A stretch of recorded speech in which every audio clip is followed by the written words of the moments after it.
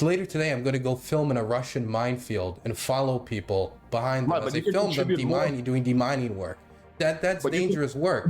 I hate to like have to like prove myself like, oh, I do dangerous work, but like. But you can contribute even more. This is like the worst person in the world you could have asked this question to, I feel like, when it comes to streaming. Because you're not contributing as much as a Ukrainian soldier. I think it's a good thing, by the way, for less countries to have nukes. Then there's less possibility for nuclear disasters to happen. By financing a coup. No, we didn't. How do we finance a coup? I love this stuff. This is one of my favorite topics. Are you being perfectly purposely abstract, or like you? No, I just think everybody who says that doesn't know what they're talking about. Hey, what's up? Hey, how's it going? Pretty good. But yeah, man, what did you want to discuss? People didn't give me a topic, so.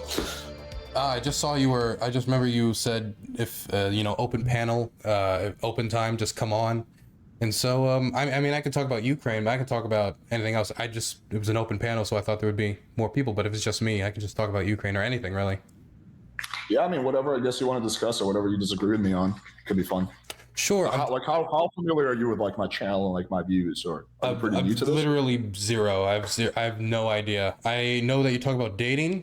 I don't really ever discuss dating because I'm relatively young. I haven't been in a ton of relationships. I don't have a lot of experience with it personally anyway. So okay. I don't really talk about dating. I don't feel like I have enough experience to give anybody advice online and to tell them how to like live their life when engaging with people they want to date. Yeah, we can talk about Ukraine if you want. I mean, I've had this debate a bunch of times, but I'm down to do it a little bit again. Let's I guess kick it off. I guess whatever you want to ask me. Sure. So I'm trying to remember your conversation with Steven. It's been a while since I've watched it, and I didn't think this was going to be an open panel tonight, so I didn't do a refresher course. Can you remind me of the conversation you had or any of the main points? Yeah, sure. So the Destiny's perspective is that he's basically happy with the US's response to the whole situation. He thinks we should be continue giving them weapon, and basically the administration is doing a good job.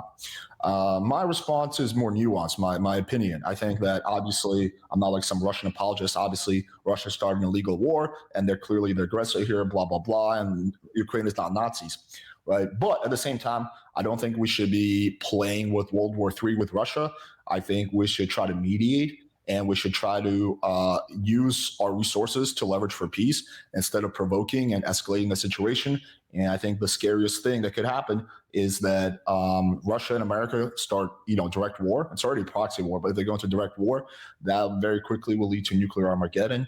Every single military strategist I've seen basically says that as soon as Russia and America go to war, it escalates really fast. So it's not going to start off with a nuke. It's going to start off with like one missile, right? But the chain of escalation is so fast that within days, you can go from one missile being sent to all-out nuclear annihilation because it's just such a fast chain of events. So I think we should do everything in our power to avoid even entering the cycle in the first place. That's basically my position. Sure. So what gives you the indication that we're like very close to World War III, or that we're on the brink of something like that makes it a major concern, something that, we should be majorly concerned about? Well, I don't think we're like right on the brink, right? I still think there's a little bit of leeway to go before we get there, but we're too close for my comfort. My information is based on a lot of military strategists that I've seen interviewed. A lot of them have said that we're closer now than we've ever been. We are closer. I mean, a lot of like political analysts say we're closer to World War III than we've ever been since the Cuban Missile Crisis. So in 60 years, we're closer than we've ever been. I don't think we're like on the verge of it. I still think there's a little bit of leeway, and hopefully it doesn't happen. I think the odds of it happening are like less than 20%. I don't think we're at like 50% odds, but even 10% is not something I'm comfortable with. I think the number one duty of the American president is to protect the American people. Even if there's a 1% chance, just a 1% chance that we could go with war with Russia, which means nuclear Armageddon, then the priority of the U.S. president is to avoid that, because 1% chance is still, risking American lives. See, I wouldn't say 20%. I would be like maybe half a percentage point, maybe 1% if I'm being unbelievably generous. How could you possibly know that? Well, we haven't seen any posturing from Russia that would indicate that they really treat the issue with any seriousness, that they would use a nuclear weapon. Bro, they've threatened constantly. Putin said that America was the one that started. He outlined the case. He said we're the ones to nuke Japan. So there's a precedent for it. He's stationing nukes in Belarus. He's postured many times. How much do you like when they make these threats though? There's not like a specific threat that's made. It's always something along the lines of, and this has been the general standard for Russian nuclear posturing for the last 30, 40, 50, well, ever since the Soviet Union collapsed, which is we reserve the right to use nuclear weapons if the territorial integrity of the Russian Federation is threatened. And since the start of the February 24th invasion, all their statements around this from Putin and the official administration has been statements generally vaguely around that. It's not, if they take back Crimea, we're going to use a nuke. It's not, if they do this, we're going to use a nuke. There's no commitment. And because there's no commitment, that means they can saber rattle as much as they want while never having to actually deliver on any of their threats, which is what a rogue state would do if they wanted to have the full diplomatic force of having a nuclear weapon without actually using it, which is why they haven't changed their nuclear posture whatsoever. They've taken none of the moves forward that would actually, be something you would see before you would use a nuclear weapon. The United States hasn't changed its nuclear readiness level either in response. That's generally not how modern politics works. So, like world leaders almost never make like specific threats like that, because then they're backed into a corner. Which is why when, for example, Biden is asked, or the administration is asked, like, "Hey, if Russia throws a nuke, will you, respond with a nuke?" They always say stuff like, "We will have a very strong response. We're not going to commit to." That's generally how politics works. Is that you don't want to give a very specific statement, because then you're backed into a corner. So just because like what Russia is doing and not giving specific statements is par for the course. That's kind of how it works. Like generally, in these types of situations, they avoid specific things. There are red lines. There are specific things that we know would probably cause the Russians to use nukes. If we were, for example, to cross into what is internationally recognized as Russian territory, for example, Belgorod, if we were to go into, somewhere in Siberia, that is a situation where Russia would probably resort to nuclear force. We know that. That's been Russian nuclear doctrine forever. Yeah, but and that's a red line that they've been cleared with. That's something that they've been specific about. Well, first of all, they have acted on some of their red lines. They have, Russia before the war in Ukraine did make, very clear statements that we consider Ukraine being involved in NATO or be too close to ally to the West are a red line. We will not take that, right? And then you saw like Kamala Harris basically saying, "Oh yeah, I think it's a good idea if maybe consider NATO membership." So Russia isn't just purely like just saber rattling all the time. They do act on these red lines sometimes. Now, I do agree they do a good amount of saber rattling, but also Putin now considers the Donbass region to be part of Russia, right? Even though obviously internationally that's not the case. That's not what he thinks. He legitimately thinks, and according to Russia, that is now part of the Donbass. That is now part of Russia proper. So if Ukraine is pushing into, the Donbass region and taking over their territory, and then maybe they push past that and start going to Crimea, Putin considers that part of Russian territory. So therefore, it would not be unthinkable for him to retaliate in a very severe way. Well, we've seen the Ukrainians do counteroffensives into territory which they've annexed. The Kherson Oblast, I think, is the clearest example, where the Ukrainians liberated the only provincial capital, the city of Kherson, that has been captured by the Russians for the entirety of the war. There was no real risk at any point from any of the monitoring that we've seen of them using a nuclear weapon in response. We didn't see them say, if they take back Kherson, we're going to use a nuke, and they didn't use a nuke as they took back this territory. That's sort of like, and so well, the thing is, if that was the red line, and they were saying that retaking the territory, which is internationally recognized as Ukrainian, which this would be a major shift in how nations engage in nuclear doctrine if that was the case, that you invade a country, and then if that country fights back, you use a nuke. That would be a major shift in how nation states, including Russia, has historically used nuclear weapons. We've seen the Ukrainians give pushback, and the Russians have not used nuclear weapons. They've used a lot of other weapons. They've possibly used white phosphorus, as some of the footage from Bakhmut has come out. We've seen them use hypersonic missiles. We've seen them use cluster munitions. I've seen them, shell in a lot of civilian areas. We've seen them do everything they can to resist the invasion. But we haven't seen anything to indicate that they're going to use a nuclear weapon from the retaking of this territory, and they haven't. Kherson was a major defeat. It was a huge egg in the face of the Russian command structure. They declared that Kherson would forever be Russian, and then they lost it, and then they did nothing. That's like saying I went into the hood on Saturday, nothing bad happened, therefore hood is safe, right? Okay, you can get lucky, but sometimes you go into the hood and there's fucking some shit does happen. So yeah, I think Russia will use nukes as a last resort. I do think that, right? I don't think Putin's going to use those willy nilly. However, if we get into a situation where, because right now he doesn't think that's his last resort, he's doing another draft, mobilization, which he's not calling that, right? He's buying drones from Iran and like fucking gave weapons to North Korea. So he thinks he has another play, which is mobilizing more, right, and kind of turning this war into a stalemate. Also, I think he believes that in the I think what they call it's supposed to be like the summer offensive or something like that. So he thinks that also there's going to be a push in the summer, right? The spring offensive.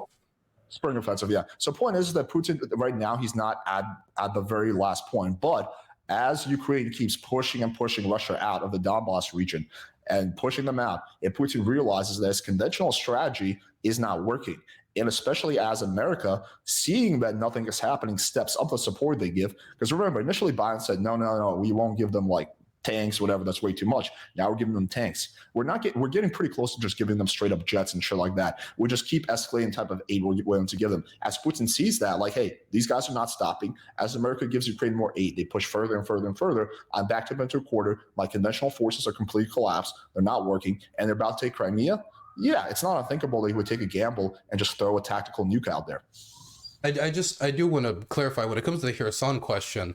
When they recaptured Kherson, since then, they haven't shifted their rhetoric in any way to indicate that anything further from Kherson is considered different. Because legally, under the Russian constitution, since this territory has been annexed, Crimea, Donetsk, Luhansk, Zaporozhye, and Kherson are recognized as Russian territory. Putin thinks he has another play. But that territory keeps getting retaken. Actually, over 50% of the territory Russia has captured since February 24th has been recaptured by the Ukrainians, and nuclear posture hasn't changed since the first day of the invasion, since February 24th. It doesn't really mean anything. Putin at this point thinks he has another play, which is the mobilization that he's doing, right? He thinks he has another play. He thinks that, make no mistakes, for Putin, using a nuke will be like backed into a corner, nothing, last resort, right? But so right now, if the Russian command structure would allow him to, if the oligarchs and the people that he relies on for him to have his power base would be okay with risking the entirety of their wealth in a global thermonuclear war, which I don't think they would. So Russia doesn't work like America, right? I'm from that part of the world, so I'm like really familiar with how things work over there. Mm-hmm. So like, for example, if like when Trump was in office, right? If Trump was like, we're going to launch a nuke at fucking whatever, blah, blah, blah. What most likely would happen is the generals would be like, we're not going to carry out this command. You have to go to Congress, blah, blah, blah, right? Most likely, because the people at the very top of our military chain are the most competent people, right? We reward competence, right, and merit in our military. Russian military doesn't work like that. They promote loyalty. So the people at the very top are not the most competent, rational people. They're people who are the biggest sycophants and loyal to Putin. So if Putin says, let's drop a nuke, that is 100% happening. He has soul support in that country. We do not know that. We 100% don't know that. The first thing is, when we talk about the top, if we're talking about, for example, Defense Minister Shoigu, right? You can make an argument that person is dedicatedly loyal because his power base is dependent upon Putin being there. But a lot of the people, especially the oligarchs, which he still relies upon for his political power, and down the command structure all the way to when they push the button for the nuke to actually be launched, we don't know if that power base would be completely subservient for Putin in that situation. In fact, the Chinese have been exploiting this in negotiations that were exposed by Politico between the United States and China. The Chinese agreed with the United States in exchange for us not sending longer range missiles to talk to these Russian generals to try to get them not to obey those types of orders in that type of a scenario. Not to mention, Putin is somebody who is unbelievably paranoid. He is extremely paranoid that there's somebody coming for him, that there's going to be some coup, that if somebody around him gets too popular, that they could become a figure that could challenge him. And if there's anything that could create an incident where he could be challenged from the inside, it is something like giving the order, which could be seen as a make or break moment within the regime to fire a nuclear weapon. I think that that paranoia could heavily contribute to a scenario like that not coming to fruition. That's not even to mention the geopolitical repercussions, which would backfire for Russia massively, as the Chinese and the Indians and other BRIC countries that they rely on would turn their backs on them in a scenario like this. You could make that same exact argument for the war in Ukraine for starting this war initially, right? Like, well, it doesn't take a fucking genius to realize that, the international community would completely turn on Putin for starting an illegal war. He did it anyway because he's not surrounded. It's not like in America where you're surrounded by like advisors who are like kind of, who are kind of thinking. It's not like that. He's surrounded by 5 or 6 people. This is not the same thing. You can't compare you can't compare the nuclear war to the invasion of Ukraine. Russia has invaded Ukraine successfully before when they took Crimea. There's never been an example ever since the first use of nuclear weapons in Japan of somebody successfully using nukes in a strategic manner and everything just going okay. There is no precedent for that. Well, first of all, it came really close to happening during the Cuban Missile Crisis. We're literally like an inch away from nuclear war. We were so close. I mean, are you familiar with the story of how close we were with the I'm generally familiar, which, by the way, the situation between then and now is not really that comparable. For example, America's our nuclear posture changed. We upped our nuclear readiness level. Russia, their nuclear readiness level went up as well. They started getting ready to do these strikes. None of that has occurred yet. And none of that has occurred, but yet we're willing to concede to the Russians already? Russia is already at the top level of nuclear readiness. They upped their shit. We just did it because we don't want to panic. They have done none of the physical actions necessary for them to actually prepare for type of one of these strikes. Everything has been rhetoric up to this point, including the talk about deployments of nuclear weapons in Belarus. Dude, I hope you're right. But I would be very happy if you're correct about this. I'm just not nearly as convinced as you. And honestly, you and I don't really know. We don't get the special intelligence info that the CIA has, and especially we don't know what the FSB knows, right? I will disagree with some key points. I do think that actually from everything I know from that part of the world, living there for 7 years, having a lot of friends over there, is that it is very different there in terms of who the president is surrounded by. It is all by his sycophants. He has made his regime basically what's it called? What's the term? Coup, like overthrow proof, right? Along the military, like in the military, he has embedded intelligence officers who are loyal to him. Putin literally just focuses on loyalty. And he has in the past many times purged oligarchs who are very rich, who didn't go along with his agenda. There's many, many cases of Putin, either an oligarch either falling out of a window or just basically being stripped of their resources because they weren't loyal to Putin. So I disagree with this idea that Putin is like run by the oligarchs. If that loyalty is so strong, why was the United States able to get so much concrete and amazing intelligence on the Russian military and their plans on how they were going to invade Ukraine? Better intelligence than we even have on the Ukrainians.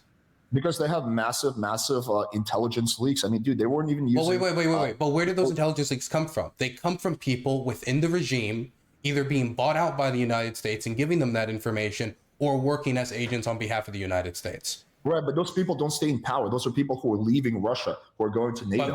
But we're still getting information from within Russia. We got that at the start of the invasion. We still get this information. We have more information on the Russian plans for the war than we do on the Ukrainian plans for the war.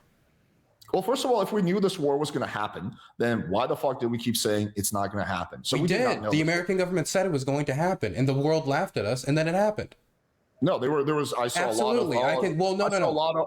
The journalists said that, but the American government, the people who actually had access to the intelligence, was constantly saying to the whole world, they were yelling it from the rooftops, the Russians are going to invade, the Russians are going to invade. That's why people like Hasanabi went on stream and was like, the American government, they're all liars, they're all shills, they're all stupid, and was memeing about it. And then he got clowned on because he was wrong, because he just doubted American intelligence because it was American intelligence. Did the U.S. government make a public statement about this? Yes, multiple times. Multiple times they said the Russians are going to invade Ukraine. They are going to invade. Can you show me like a public statement about this? Yes, this was very public. This was very public. I don't recall this. You could be right. I just don't recall. Okay, that. this was a. All I saw was people saying it's not going to happen. Well, yeah, no, because the reason why people were saying it's not going to happen is because the American government came out and said it is going to happen, and everybody said bullshit. I don't believe you. That's why you had people like Hasanabi and other commentators coming out saying American government's lying again. The American government's making shit up. That much like merit in what the U.S. government publicly says. A lot of times they've been wrong about a lot of things. But they were very right about this to the T. And the reason they were right is because our intelligence was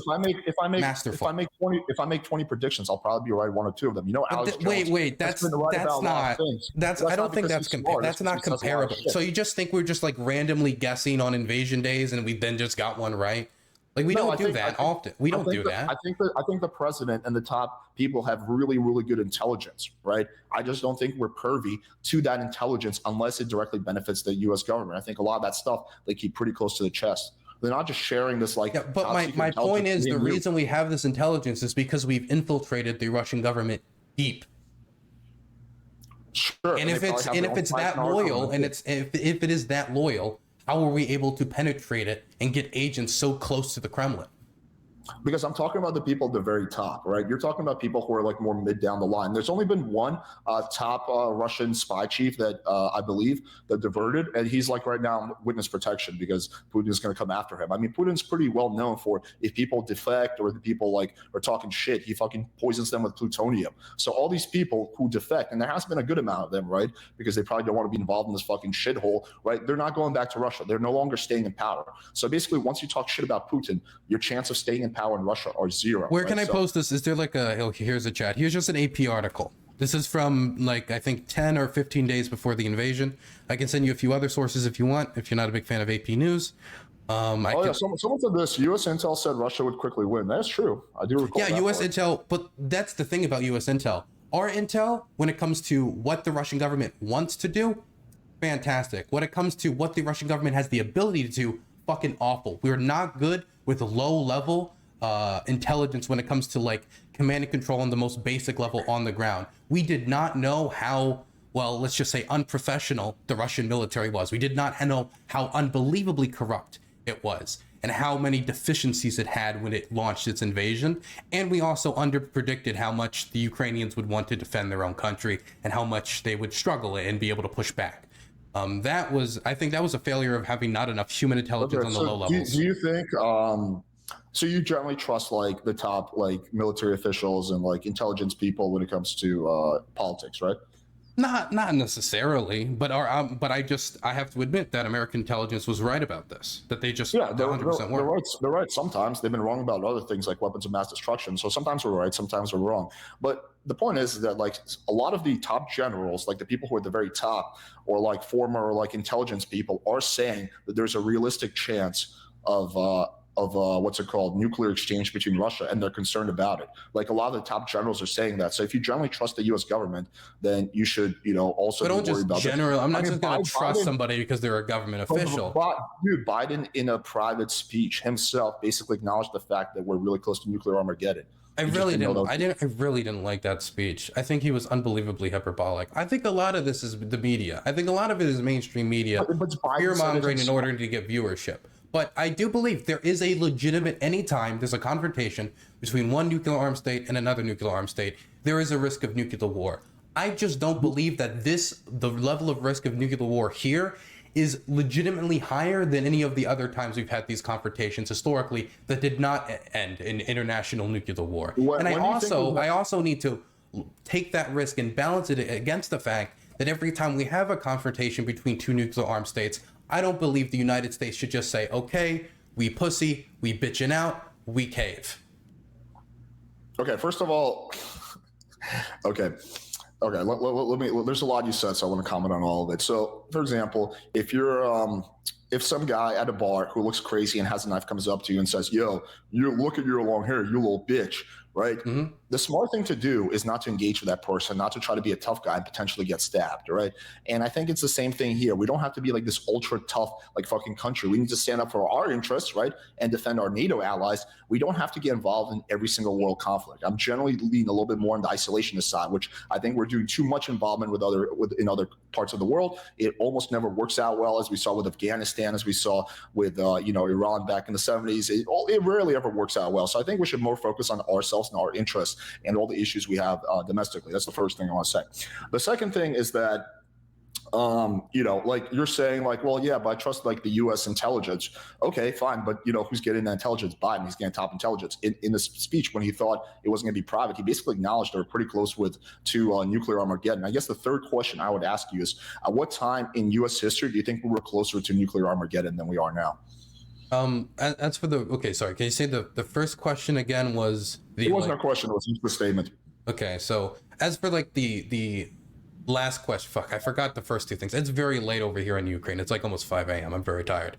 But as for the question of like what was a time that was probably closer, it'd probably be the nuclear missile crisis. Yeah.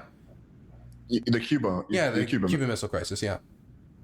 That's 60 years ago, right? So we're closer than we've ever been. There hasn't been a lot of incidents like that since then. But also, when we talk about the Cuban Missile Crisis versus this, the Cuban Missile Crisis is like up here. This is still like down here. There just hasn't been a lot of incidents since the end of the Cold War where we had these types of confrontations between two nuclear armed states. Because the last big last big like foreign policy engagement in war that we've engaged in was the invasion of Iraq, which Iraq was not a nuclear armed state, the invasion of Afghanistan, the Taliban didn't have nuclear weapons, the Russian invasion of Chechnya, Chechens didn't have weapons, and the Russian invasion of Ukraine. Ukraine used to have armed weapons, but we made them sign the Budapest Memorandum, and they agreed to give up their nuclear weapons under the idea that we and the Soviet Union, well, what was then going to be Russia, would assist them if their territory was threatened. And now the territory is threatened, and I think we should fulfill our obligations.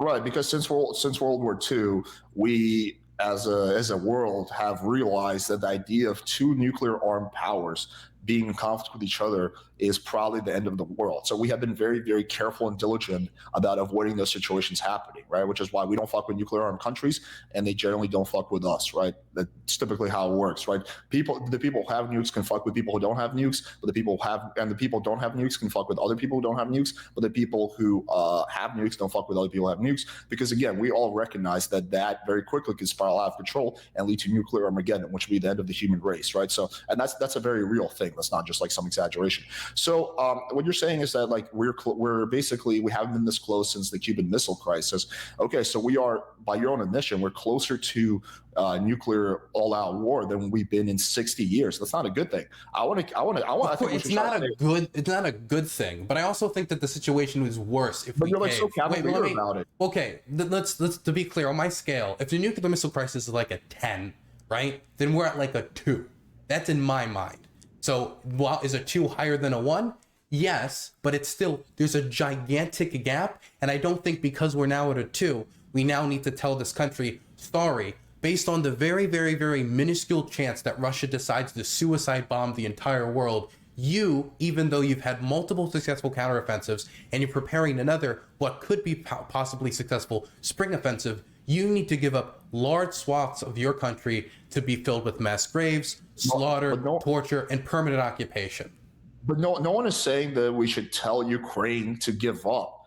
I'm saying that's not the argument I'm making. I'm saying the U.S. should stop escalating the situation. But you said you want us to negotiate a peace settlement, yeah, and if we're going to mediate, yes. Mediate. Without our leverage, without the United States leverage, the ability Ukraine has in order to mediate and negotiate a decent deal is going to be unbelievably reduced. Not to mention, it is that force, the military power that we're helping them, assisting them in getting, that makes it so them having a decent like negotiating position like is stronger. Without us, I don't see how they would be able to negotiate a good deal anyway.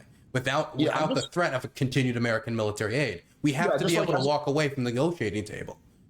Well, just like as an American citizen, to me, what kind of a deal Ukraine can get is pretty low on my priority list. I care, number one, about my own safety, and number two, probably more so about taxpayer money, right? America has a bunch of issues at home. I don't see why we should spend $100 billion on Ukraine when we have people in our country. $100 billion? Is it 100 billion or is it 50 billion? What was the number 2? So the 100 billion number comes from a few things.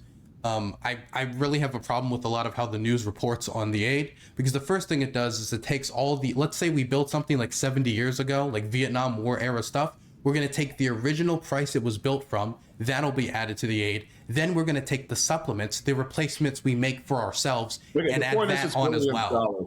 Well, yeah, we're talking, but when we say 100 billion, it's more probably like 35 to 40, right? Like, okay, probably less than half. I will just in good faith, just assume you're right and say, okay, even 35, $40 billion, I'd rather the U.S. spend that money at home on its own people, a lot of whom, for example, die from not having health care or die from, veterans who can't get, medicine and die. So I'd rather the U.S. spend that money first on itself than spending it in another country. So to me, honestly, if I'm just being realistic, I don't care that much what kind of a deal Ukraine negotiates. I wish there would be peace in Ukraine. I think that most Ukrainian people, or at least most families, like if I'm given, I have two choices, right? I live in Texas. Mm-hmm. Choice number one is that part of Texas succeeds to Mexico. right? But everyone lives. Choice number two, America gets to keep Texas, but my whole family dies and my community is destroyed. I think I'll pick the first option, right? I don't want so every day this war continues, innocent people die, a lot of them being civilians. This is not a good thing. War is terrible. And I do think we should try to end the war as fast as possible instead of being cavalier. And the fact that there's the nuclear risk adds extra pressure to the whole situation. I would also pose this question. Okay, you're saying a lot of things at once. So, okay, you can respond. So as for the aid, a lot of the things we're giving Ukraine isn't like cash money. It's like Abrams tanks, which we have thousands of, or old equipment from the Vietnam era that we don't even use anyway. And so these are things that we cannot just give to homeless people and give them houses over, or we can just transfer. They have to rebuild this, bro. You're so wrong about this. Wait, we have to rebuild the Vietnam era troop carriers. How do we rebuild the Vietnam era troop carriers? We don't even make those anymore. Dude, we need to.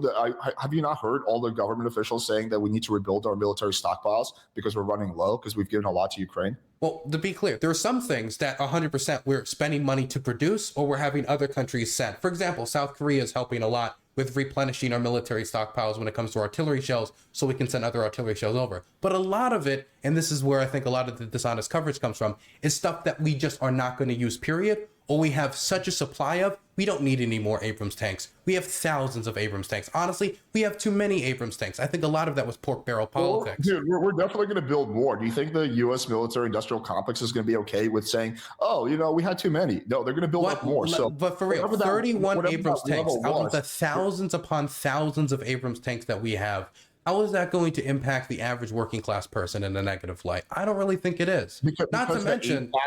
Because the aid package that is being spent on Ukraine could be spent on America. That's the thing. There's an aid package. How do we take an already made Abrams tank and take it and then spend it on working class Americans? Do you think that just Abrams tanks are just can you answer that question? Because I just want to, because if you're against sending, if you're against that Abrams tank will be rebuilt, which will be paid for by the the U.S. government. Has it been rebuilt? It's going to be. That's why we rebuild the 31. We have thousands of Abrams tanks. Just keep going up and up. Why do you think that's the case? We have thousands of Abrams tanks. It's not going to have an impact on the bottom dollar. Do you think we just have like too much like supplies, and it's just like we just have it like laying around that's like not going to be useful anymore? The equivalent of our GDP that we've sent over in aid, and this includes supplements, which I think is dishonest. This includes everything. Is the equivalent of I think 0.18.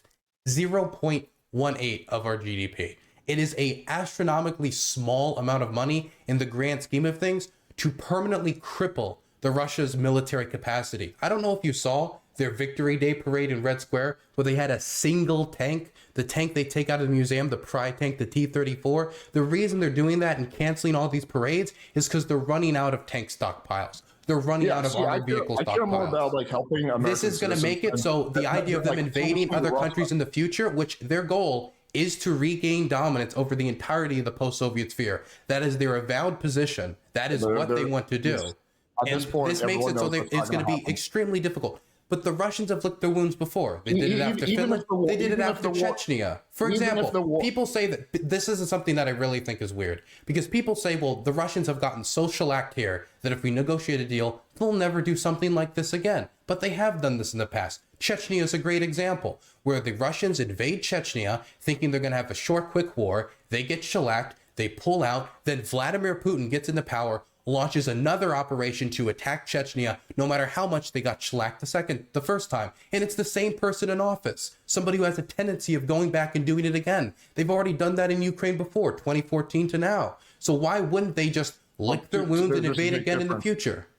Because 2014 was a victory. So it was an easy victory versus, I think if the war ends tomorrow, Russia is going to be at least a decade away from starting. Chechnya was not an easy victory. They got their ass beaten Chechnya, and they went back and did it again. You're talking about something that happened like 30 years ago. Wait, that happened under Putin's watch. It's the same administration, the same leadership. Which year did that happen? 1999.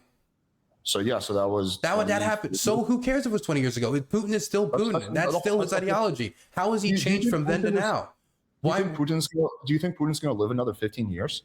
I think Putin's administration and the ideology around him is going to continue. I have no reason to believe that Russia is not going to continue to use military force in the way they have in the future after licking their wounds. Not without a shift in the type of government structure they have there, a shift in who are the type of people in power. We would have to see a major shift. I think Russia's pretty thoroughly humiliated. I think they're facing. That's what people said after Chechnya. That's what people said after Chechnya. And then look what they did. Dude, it might take 25 years for that to happen. That could be the case with any country, okay? Germany lost in World War I, right? And 2 years later, and I would say they were pretty thoroughly defeated in World War I, and 25 years later. You sound like Neville Chamberlain. You sound like Neville Chamberlain. Back at it again. So yes, with enough time, a country can regroup. But the point is, Putin will be dead. So they invade Chechnya the first time. Okay, don't worry, guys. That's the last time they got shellacked. So then they invaded a second time under Putin's watch. Okay, don't worry, guys. That's the last time. Then they invade Georgia in 2008. Don't worry, guys. That's the last time. 2014 Ukraine. 2022 Ukraine. I feel like that's pretty naive. Those are such false equivalencies. First of all, 2014 was a victory for Russia. It wasn't a loss. We're talking about loss. Yeah, and Chechnya was a loss. And then they went and invaded again. Right. With enough time, any country can regroup. We're talking about something that will take at least a decade to happen. Even if Russia. Why? Wait. So are we saying? Even if we keep. Wait, stop. You just want to kick the can down the road? Even if we do exactly what you're doing, which is keep giving Russia weapons, right? Do you think that America is ultimately, like Ukraine and NATO, are ultimately going to push into Russia and take Putin out of power? Or no, I don't think we should remove Putin from power. Okay, but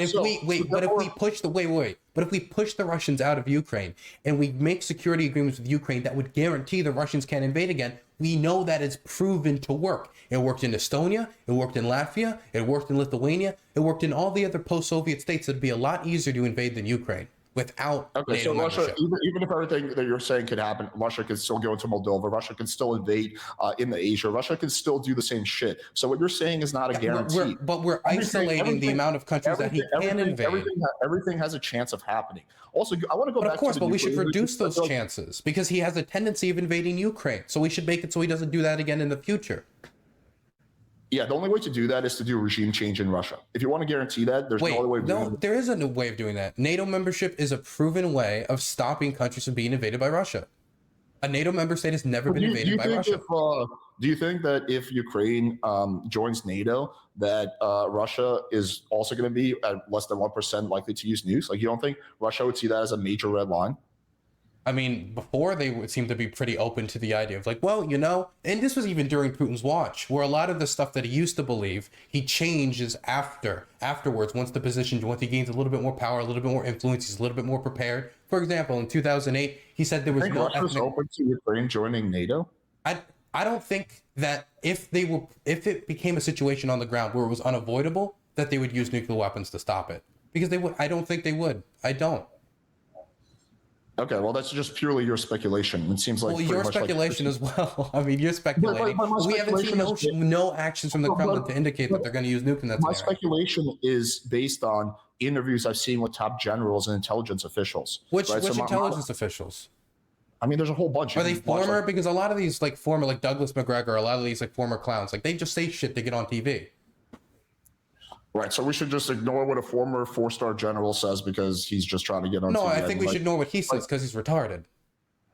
Okay, well, it's not just one dude. I've seen multiple intelligence officials talk about that. And yeah, typically it is former because people who are currently serving are typically not allowed to make statements like that, right? They have to go along with the administration. So it's always going to be former people. It's never going to be current ones, right? Because they have all kinds of agreements. They can't do that. If they do that, they could lose their job. I will just redirect it to this. Mm-hmm. Do you think if Russia loses Ukraine completely, and especially if Russia loses Crimea, that Putin will still be able to stay in power? I think there's a good chance that something like that could remove him, but not necessarily. It's hard to say. It would be a very unpredictable situation. Yeah, but you think there's a decent chance that could make him. But I think him giving the order to nuke Ukraine or start a nuclear war is a situation that could also cause a power crisis in Russia. Because what would happen is definitely, since there's so many intelligence leaks coming out of the Kremlin, decent chance that information leaks to Washington, D.C., it leaks out of the Kremlin, it starts getting down to oligarchs that something like that might be going on. Holy shit, is there about to be a nuclear war? And then the opposition coalesces around somebody, tries to remove Putin so they can protect their financial assets. And I don't know if Putin wants to start a security crisis like that within his own regime. Okay, but you do agree that if Putin gets kicked out of Crimea, there's a very good chance that could be the end of his regime. There's there's a chance that could be the end of his regime. Okay. But considering that the nuclear saber rattles, I don't necessarily think that would be a bad thing. Okay, but that wasn't a question. My second question is: do you think Putin is an ethical guy? Like, do you think he's someone who has ethics and cares about people's well-being, or who cares about his people? I mean, cares about. I mean, on some level, maybe, but I don't think he's an ethical guy. He's not an ethical person, right? We can agree on that. He's someone who probably is like a borderline sociopath, or at the very least a narcissist. My third question is: do you think Putin is a very logical and rational actor? Probably, yeah. You really do think so? Yeah, I do. I think he has his own logic about things. I don't think he's stupid and he just like some people like paint him as if he's like a maniac, and I think a lot of it is just like propaganda. I think he has a logic about how he operates. There's a reason he's been in power for over 20 years. Is all that logic based on reality? I think it depends on the intelligence he is given. I don't think his worldview has manipulated him to the point where he just denies the reality of the situation completely. I think a lot of it depends upon the intelligence that's being given to him by the people around him, which a lot of times can be yes men. I think that's part of the reason why he thought the invasion of Ukraine was going to be so successful. But I don't see there being intelligence around him who is going to tell him, yes, we can win a global thermonuclear war. If he can't win a war with Ukraine, I don't see how he thinks he can win a war with Germany, France, the United Kingdom, the United States. That's not how it would be framed. It would be framed like this: hey, I think America's just saber rattling. I don't think they're going to do shit. So if we drop just 1 or 2 tactical nukes on Kiev, I don't think America's going to do much. That's how it would be presented to him, which is obviously wrong because America would heavily retaliate, right? But that's the way information. If that's the case, why haven't they done made any specific threats around anything around these nuclear weapons? Everything they have done seems to be pointing at the direction that it's just saber rattling. Because countries don't do specific threats, because again, then they can't walk that back. So countries make specific threats all the time. No, the general premise of how like these situations work is that they make vague threats, right? Like even with like Taiwan, we haven't been ultra specific that we'll go to war with China, right? We're kind of vague. Okay. We're like we'll defend Taiwan's interests. When we don't say we're going to go to war with China. It's a strategic ambiguity is not on every situation, on everything. Strategic ambiguity exists, and there are situations where strategic ambiguity exists. Taiwan is an example of that. But a ton of countries have red lines in the sand where if you do this, we will respond this way. Countries make those threats all the time. Yeah, and sometimes they live up to them, and sometimes they don't, right? I think an example of them not living up to them would probably be like the Obama regime, the Obama government when it came to Assad and chemical weapons usage and stuff like that, like and him killing his own people, and like, oh, that would be a red line for us. He crosses the red line, and then he doesn't remove him because he couldn't get congressional support in a practice vote. And Congress basically indicated to him that they would not support an intervention in Syria. But that wasn't even because of Obama. That was because of the government around Obama not wanting to back him up on an invasion and intervention in Syria. Yeah, okay. I guess this is kind of the central point of disagreement, which I don't know if we're going to get a resolution on. There's 2 disagreements. The first one is the likelihood of this escalating into nuclear Armageddon. I think it's way more than half a point. I think it's probably closer to like 10-ish% where we're at right now. That's kind of the number I've seen a lot of like, intelligence officials, generals throw around like 5-10%. So I think like I would maybe do a little bit slightly higher than them, but yeah, somewhere around that. So I think the chance I'm putting this at are in line with what most like U.S. officials put it at. 5-10% chance, while is unlikely to happen, is still way too high for my comfort zone. I guess my question will be this. Okay, let me guess. Wait, I have a question for you. You asked me a lot of questions. I do have a question for you. I think the type of behavior that you're asking for could encourage more nuclear incidents in the future. If we create the precedent, this would be a major shift in precedent that a country can invade another country, get their ass beat on like every level, start failing, and then basically just say, we will blow up the world if you don't give us what we want. We will break the nuclear taboo unless you deliver us victory, which the United States didn't do that in Vietnam. The Soviet Union didn't do that in Afghanistan when their war started to fail. We didn't do that in Afghanistan when our invasion of Afghanistan started to fail. No other country has done that. The closest that has ever come to happening would be the Korean War before the Soviets even had nuclear weapons. And nuclear doctrine has evolved so much past then to make that the idea of using it almost unthinkable, completely unthinkable for most strategists, for most generals. So in my mind, if we were to shift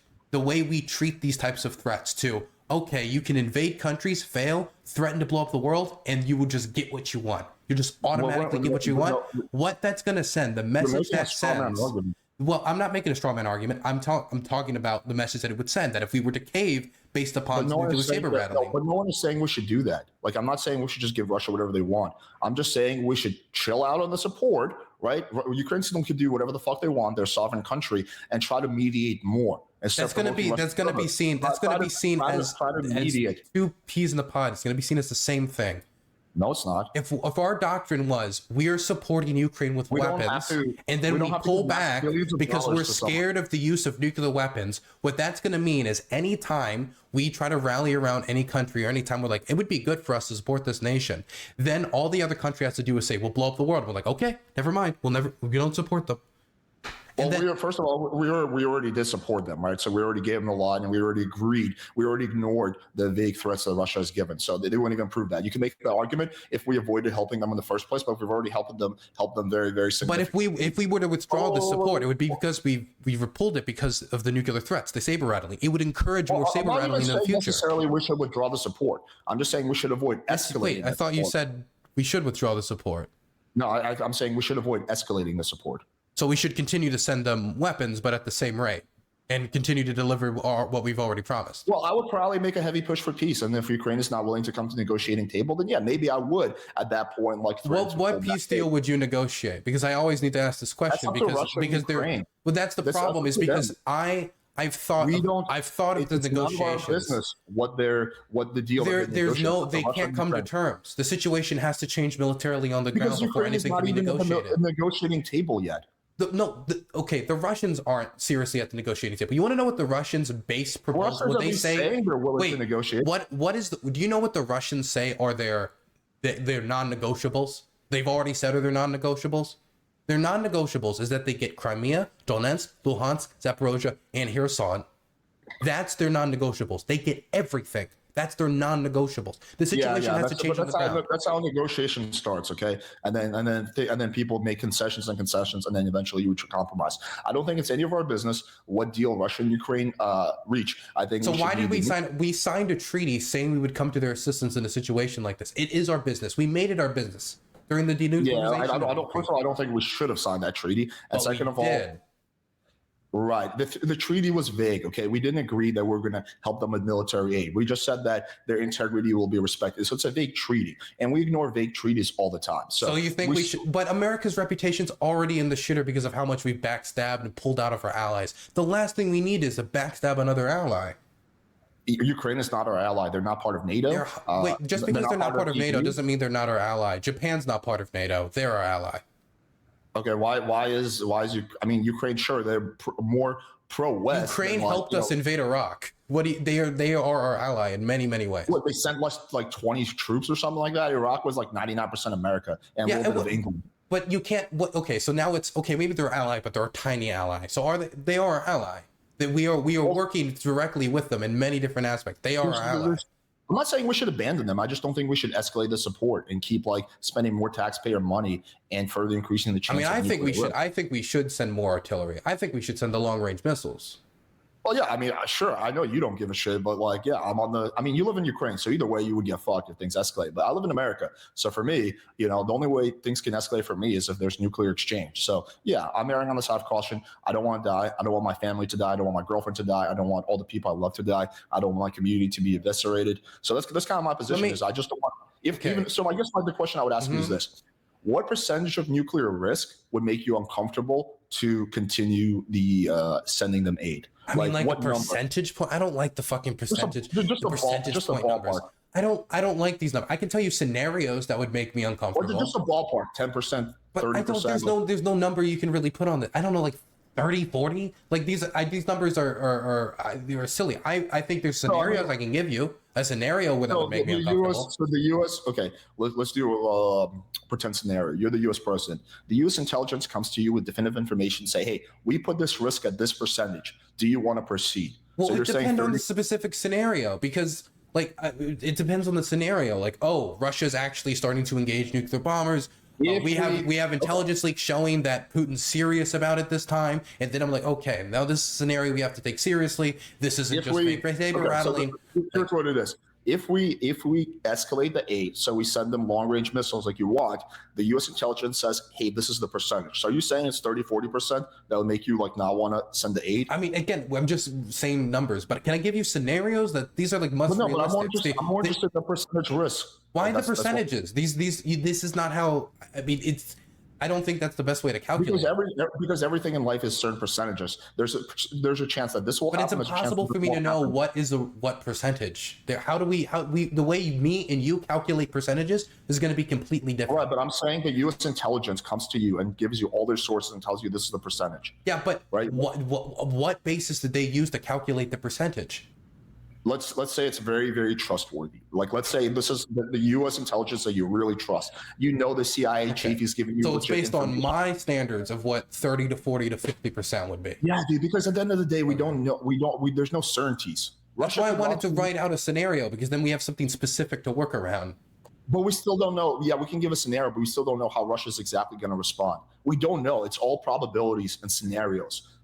We all agree that it's unlikely that Russia would use a nuke tomorrow, but it is more likely that will happen compared to 10 years ago. So it's all probabilities and scenarios. So, I mean, I'm just going off the number you gave, which is 30-40%. I think that's absurd. For me, that number is less than 1%, but even 5%, I'm extremely uncomfortable, because it's the end of the end of the world, for a war that doesn't involve us. We weren't attacked, and it caused us to spend taxpayer money. I mean, I guess we're just not going to come to an agreement on that. But for me, that's like, that number is less than 1%. Like, even if it's a 2% chance, 5% chance, I'm not comfortable with that risk. And I think anyone who is comfortable with that is just talking shit and being really, really cavalier. But I think that if I come to your house and I have like 20 bullets, right? I have a gun with a chamber of 20 bullets. I take 19 out. I have one, and I say, "Is it cool if I just press this on your head?" You're gonna be like, "Fuck no." I'm gonna be like, "Well, what are you?" Well, okay. This is to be clear. People are still gonna be like, in your scenario, it's Dylan. I'm gonna press this to your head. If you pull it away, then maybe all your friends get dumped into a mass grave.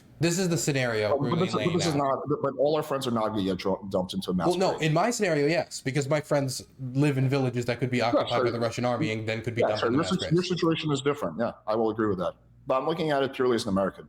Yeah, well, I mean, I do also genuinely care about Ukraine, and I do genuinely care about the people who are suffering here, and I think would be a fantastic American ally in the future. It would be beneficial for the United States to ally with us. For example, the supplemental deals that we've done with them since this war started for replacing a lot of our old decrepit equipment in the military, that has been beneficial for us. The fact that we're testing our artillery production with this war has been beneficial for the United States. The fact that we can't produce the artillery shells necessary to actually send over to the war, that's an issue. We're supposedly the most powerful nation in the planet, but in a situation where we got into a hot war and we actually needed artillery shells, we've run out that quickly. That seems to be an issue that we need to address, and things that due to us supporting Ukraine has supported the United States, has helped the United States. Are you saying we should spend more money on military?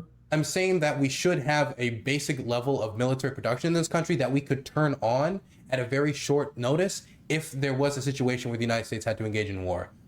So how do we do that? By spending more money on military, right? Well, to invest in military infrastructure, yes. But that doesn't mean most money that we spend in the military is wages. Most money in the military is wages, and I believe in an audit on the Pentagon also. I think that's probably something we can both. Well, first of all, they do audits on the Pentagon, and they fail every single year. So yeah, I think we need to run a successful audit on the Pentagon. Okay, let me be more specific. We do run audits, and they fail, and then we just don't know what to do about it, and we just ignore it. That's why I think we need to fix that problem. I'm saying we need to fix the problem, and we need to run a successful audit on the Pentagon to help deal with the financial issues. But I need because part of it is corruption, and we're not comfortable with that, and that's where a lot of this money is going. It's corruption. What part of it's corruption? All the what's it called? Like, basically, like half of the military budget is basically like welfare for defense contractors. In what way? In the way that like there's non-competitive bids where they're giving like crazy prices, and because they have a friend on the inside in DOD that makes up for like half of our Pentagon budget is if we would have more competitive bids. Yeah, when you do not compete. I mean, at one point there was a story like there was a story that came out where it was something like it cost like $800 for one meal for the army. We're spending $800 per meal per person in the army. $800 for like shitty food. But that doesn't necessarily indicate corruption. That can indicate incompetence. That can indicate a million different things. But why do you think that number is so high? Why do you think we have to pay $800 per meal per soldier? Like, why? Where do you think that money's coming from, right? I mean, that's a complicated question. I think. Well, it's actually a really straightforward question. Someone is massively marking things up, right, and not giving the real cost. Well, I mean, right? that's the easy answer, but I don't know if that's necessarily the honest answer. Okay. I mean, I don't know. I don't know if we're going to come to an agreement on that. I think there's definitely a good amount of incompetence and corruption that goes on. I just need to. I think we should do is like raise the military budget. I think we got way bigger problems than that. I think I want to ask you one last thing. I got to bring it back to this. I don't understand how us stopping or sending of more weapons and us pulling back from our aid in response to nuclear threats would not embolden more nuclear threats from not only Russia, but any other international player that has nuclear weapons, or would not encourage any tin pot dictator to then race to get nuclear weapons, knowing that all they would need to do is say, we will blow up the world, and then we'll back off. Even if the threats don't seem to have anything behind them necessarily, and most likely don't have anything behind them. So that would have happened if, for example, when Russia started making its nuclear threats, because you notice their rhetoric hasn't been as bad in the last, in the last month as it was like 5-6 months ago. So as soon as Russia stepped up its nuclear rhetoric, if we pulled out, you can make an argument for that. At this point, Russia's not making rhetoric and we're pulling back anyway. That could just mean that U.S. simply has a different policy, not because we're scared. So we would indicate that we're pulling out for a different reason, not that reason, in order to mask the real reason, which is fear of nuclear war. Well, it's not the only reason. Also, I think it's a waste of money. You think it's a waste of money? Yeah, I do. I think that the American government should focus on helping American people first. Again, I don't understand how this amount I'm okay of money, with giving like humanitarian aid, right? Why isn't that a waste of money? Because that goes directly to save people's lives. Military aid goes to save people's lives. Absolutely. No, literally, this war is killing people every single day, including innocent Ukrainians. Okay, let me ask you a question. Do you think military aid to the Soviet Union to fight the Nazis saved lives or did not save lives? That's a false equivalency. Well, no, I'm asking you because there have been cleansing operations in the Kiev Oblast. We have the largest mass grave uncovered in Izium of over 440 bodies. The largest mass grave since the Yugoslav genocides. Russia's not doing like a Holocaust. They're not just mass. I didn't say it's a Holocaust, but they are engaged. But to be clear, we are engaged. Wait. I'm just wanting to see. I just want you to be able to say that death and destruction wrought by a force can be so mighty that the only option to save your people can be the use of military force to defend yourself. And I don't need to necessarily say that a Holocaust is going on to say that the Russian army in its conduct is so horrific and so bad that if they were to occupy the entire country, the amount of deaths would skyrocket into the country, especially since they were going door to door in the Kiev Oblast, finding military-aged men and executing them on the side of the street. Yeah, there's atrocities in every war. America has also been. But that was organized by the government. That was organized. Sure. That wasn't a rogue unit. That was a cleansing operation. Are you familiar with what's it called? During the war in Iraq, the leak that came from Wikinotes, that we also had a military policy of doing some really shady shit and targeting civilian areas. So we do some shitty shit. I don't remember door-to-door cleansing operations. It's not just Russia. Now, of course, Russia is morally despicable for doing that. I think they probably take it a lot further than America does. But the point is that there's genocides in Africa all the time. We don't do shit about it, right? So let's not pretend like our whole thing I think we should do. Well, no, I didn't say. Lives. But let's not pretend that's a straw man. Let's not pretend like America's doing this. That's a straw man. Whether or not it's self-interested or not doesn't matter. If it has a good impact, then that's what matters. Dude, there was like a genocide where. Let me ask you a question. Let's say that somebody's starving and they want to buy food from me, and I don't care if they have food or not. At the end of the day, I care that they give me money. They give me money. I give them food. Was that a bad interaction because I was self-interested, but I was able to help that person? Well, they're not buying it from us. We're just giving it to them, as far as I understand. A lot of it is bought, actually. Really? Yeah, a lot of it is through the Lend-Lease Act. Why do we need to pass a $100 billion aid package if they're buying it from us? Again, I already said this earlier. It's not a $100 billion aid package, but a lot of it is through the Lend-Lease Act. Okay, so they might pay us back for it later. Yeah, a lot of it. Not all of it, but some of But it. Yeah. they're not paying for it now. Yeah, that's how the Lend-Lease Act works. Yeah. Right. So if things go well, they might pay us back. But except the American government can barely pay itself back with its with its what's it called? The government bonds that it does. So I mean, if you want to be hyper selfish here, do you not think it would be beneficial for the United States to have countries indebted to it? It's not hyper selfish. It's as an American. If I was an American leader, my first focus is to help other Americans. Everything else is secondary to that. So if we have helped every single American, if there's no American who's dying from a lack of healthcare, if there's no veteran who's dying from unable to get, good quality healthcare, if there's no person who's starving to death, if there's no people who are dying from preventable medical conditions, then that point we can explore helping other countries. If we're not $20 trillion then why? Debt, so you wouldn't support Lend-Lease to the Allies before we entered World War II. You wouldn't have supported Lend-Lease to the Soviet Union because we had tons of people in the midst of the Great Depression, a much worse economic, a much worse situation. Why was that a different situation? And in what way was it such a different situation? Because the German government was literally doing a Holocaust. So, okay, it has to literally be a genocide for the humanitarian situation to be bad enough that we can have a good reason to send aid. Well, half the time when there's a genocide, we don't do shit anyway. But yes, I think if there was a genocide going on in Russia, then yeah, I think that at that point, my calculus would be a little different. Okay, so mass graves, that's not bad enough. White phosphorus, that's not bad enough. Cleansing operations, going door to door, executing... Ukraine has done some similar not shit. That bad of it. It's not nearly on the same scale. It's not even close. That's like comparing American war crimes to German war crimes. Russia's worse. I will not deny that. It's not even comparable. In every war, there's horrors. War is terrible. That's why you should avoid war in the first place. Of course, we committed war crimes in World War II as well. But again, it's like comparing apples to oranges. We committed them in Afghanistan. We committed them in Iraq. We committed them much sooner than that. We committed them in Vietnam, right? So every war, typically, there's war crimes. War is dirty. War is horrible, and that's why war should be avoided. You're not going to have a war. You're not going to have a war. But I would never argue that the Soviet Union committed war crimes, which they did. Therefore, we can't send them Lend-Lease. Because the Germans were obviously the aggressor. They were obviously committing the vast majority of the war crimes. They were obviously committing the most destruction. All things you could argue about Russia.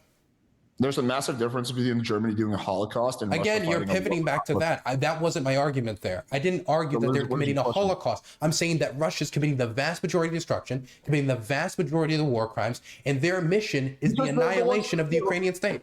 Because they're the ones that are invading. The country that invades is always doing more damage than the country who's not invading. By the way, I will say that the claim of genocide does become more legitimate when we're talking about Ukraine, depending upon how you view the deportation of Ukrainian children and then trying to force them to take Russian passports, force them to learn the Russian language, like the eradication of the culture. Sure, there's terrible, which is why I propose we end the war as soon as possible.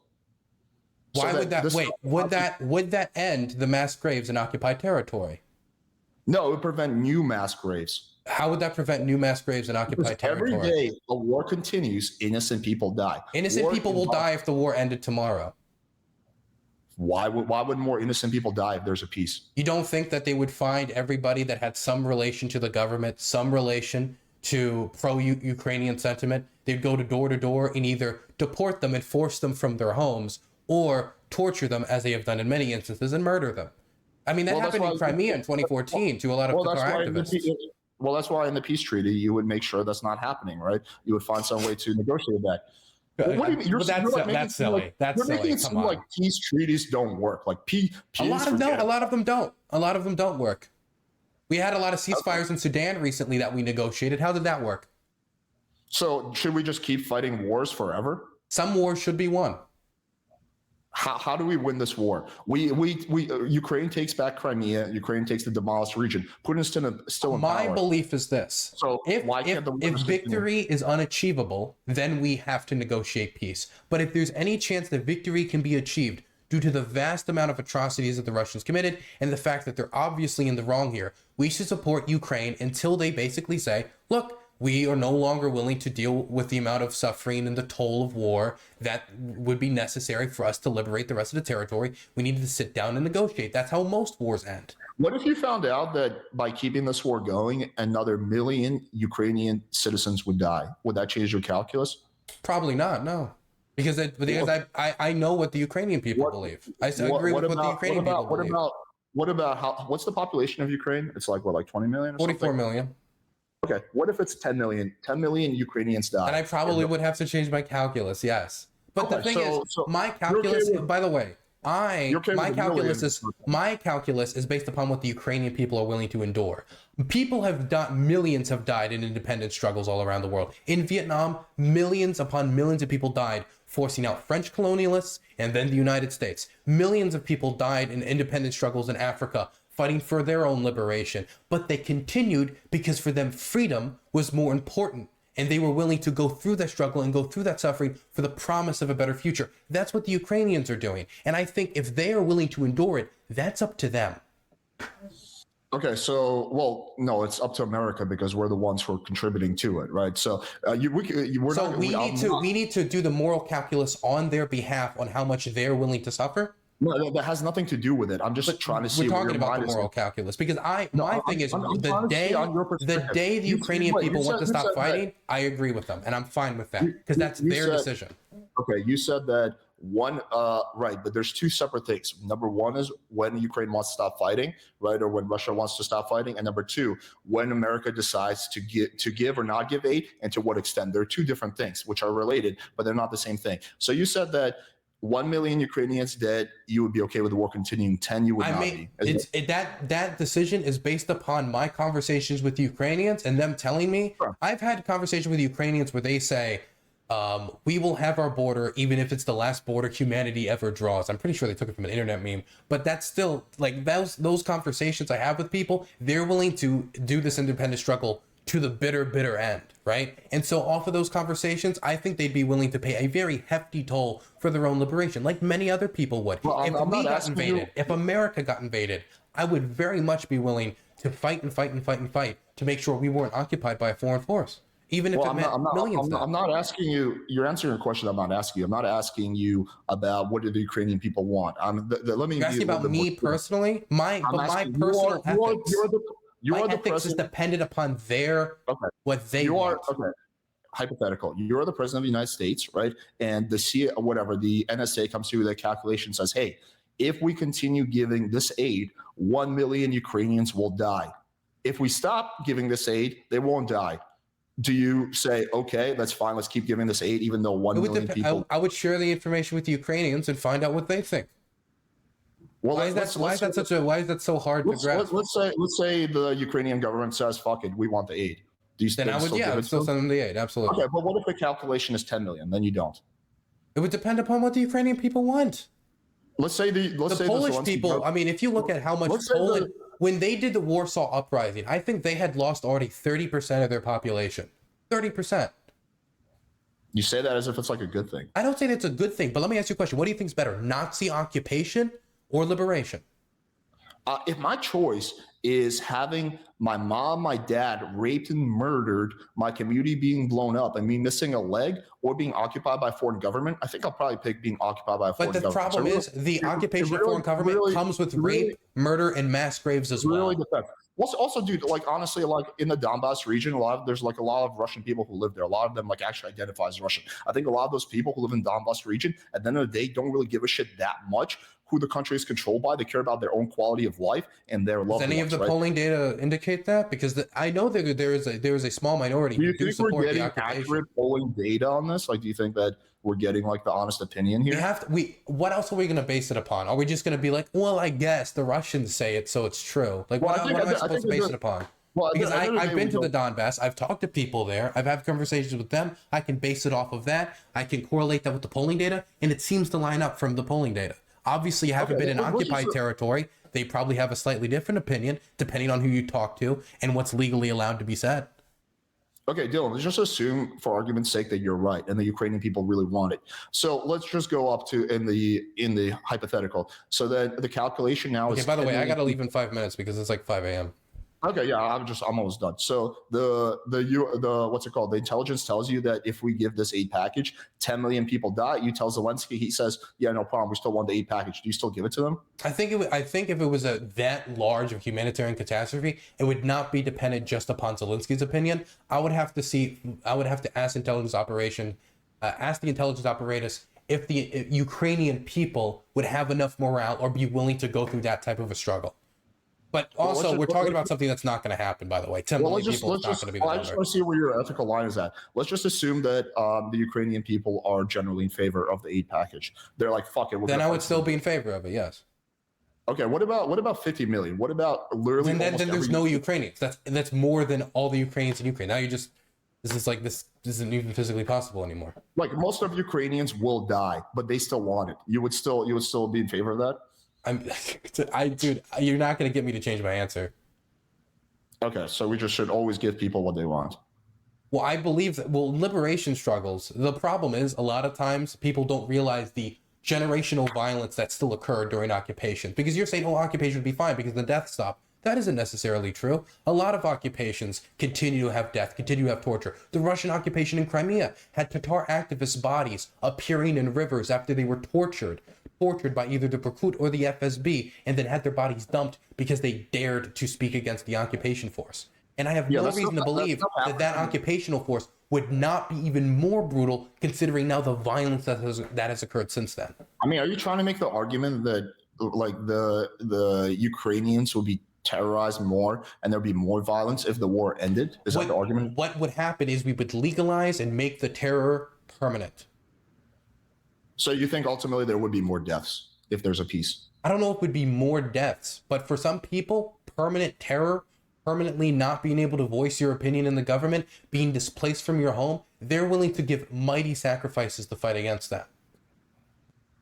Okay, sure. I mean, I think that there will be a lot less deaths if the war ends. I think the faster you can end the war, the better. The sooner the war ends, the better. But I do believe can't end the war if there's a lot of war mongering, which is kind of what I see on your end. Just like this, like, yeah, fuck it, YOLO, nukes. I don't give a shit. It's war mongering to say that I hope that the people who got invaded win the war and push out the invader. If that's war mongering, then us fighting the Japanese were war mongering. Us fighting the Germans was war mongering. No, the war mongering is you saying we should escalate the aid and give them long range weapons. That's to end the war quicker. Okay, and then what happens if Ukraine decides to use those weapons on Russia proper? And they use the weapons on Russia proper. They probably would. Oh, you think they probably? But you don't have a problem with that? But that's according to Putin. No, I don't. Well, they've already done it before, and the Russians haven't done shit. Okay, so just because they haven't done shit in the past just means that they won't do shit. So it's good. You usually look to the past and you look to history to see indications of what they would do in the future.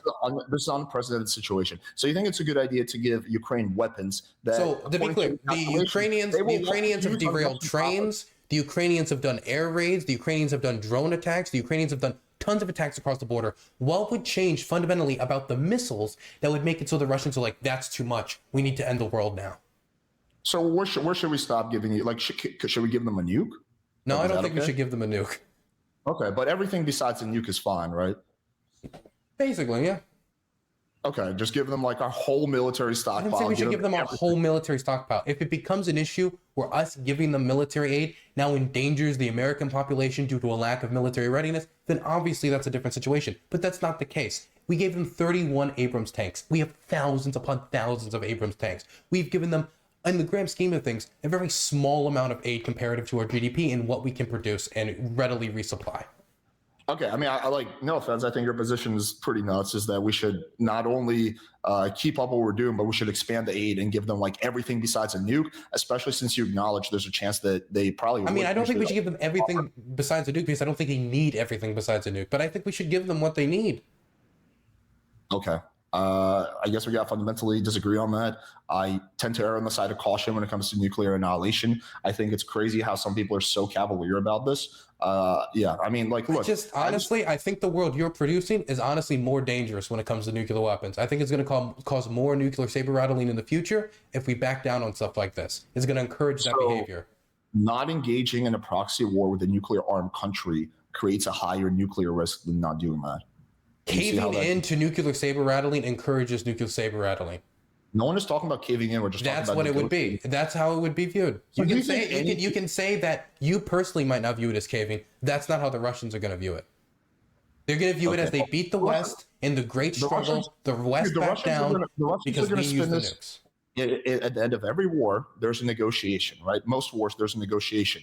Like there's typically something that happens, and the side that's winning gets a lot more what they want compared to the side that's not winning, right? That's typically how wars work. There's not a lot of wars where there's like, like World War II, for example, was unconditional surrender, right? But typically that's not how wars work. There's typically some kind of negotiation, and the side who wants Russia is going to spin this either way. But what about this hypothetical? Okay, Russia says that they will accept, just let us keep Crimea, and we will completely pull out of the Donbass region, and we will allow NATO or the UN to station troops in Ukraine to make sure we don't invade again. Just give us Crimea. We'll stop the war tomorrow. Would you agree to that? You're the U.S. president. Well, it's not my job to agree to that. It would be the Ukrainians. But you're the U.S. president, right? Okay, I'm president of the United States. I can't accept it on their behalf. That's their job. But you have massive amounts of influence, right? Zelensky comes to you and says, should we accept this, or are you guys just going to keep giving us like shitloads of weapons? I think it would depend on the strategic situation. If the odds of an offensive on Crimea are low success, then I would say, look, this might be a deal that sadly you might have to accept, or would be a smart move for you to accept. And I might encourage him to accept it if the situation on the ground is not favorable enough to suggest that they could take back Crimea. But I have a question. If you're so passionate about this, why don't you just conscript in the Ukrainian military and fight for Ukraine? I mean, I'm a war journalist. I film on the front. I'm not a soldier. I don't have military experience. They don't want people overseas who don't have military experience, because the communication issue is already a problem because I speak English. Well, that's not true. There's been a lot of foreign fighters who've come to Ukraine. I feel like I don't want to toot my own horn, but I feel like I've probably done more than most when it comes to this issue.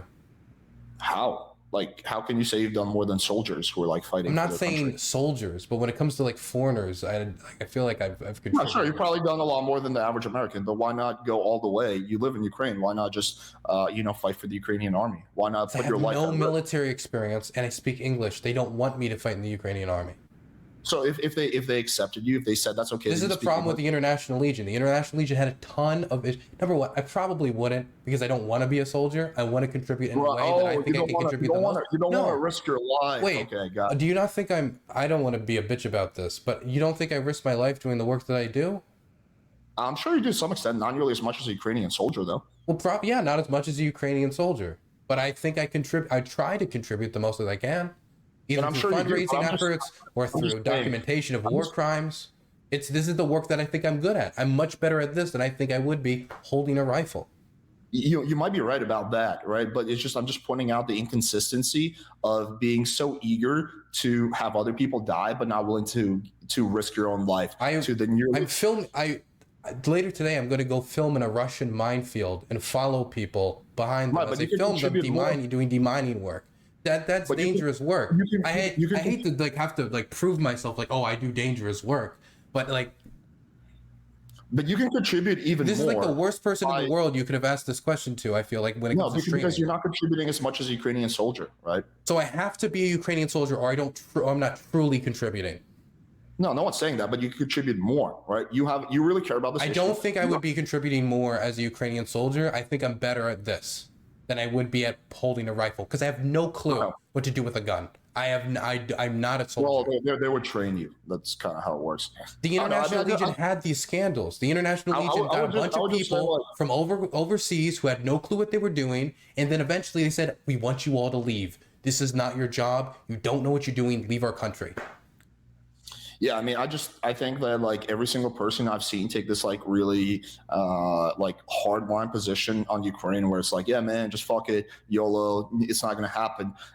I've never seen a soldier take that position, or someone who's been involved in war. Typically, the people I know who've been involved. I'm not saying YOLO, fuck it.